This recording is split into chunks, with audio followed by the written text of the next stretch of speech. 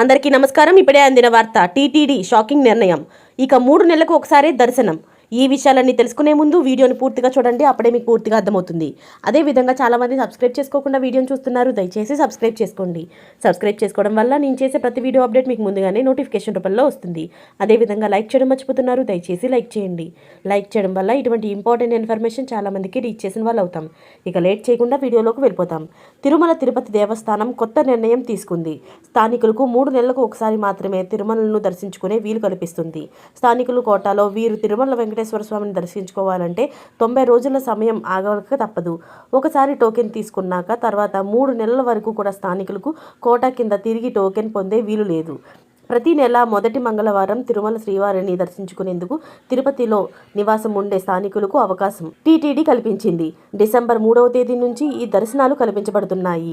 స్థానికులకు మాత్రమే ఈ టోకెన్లు జారీ చేస్తారు.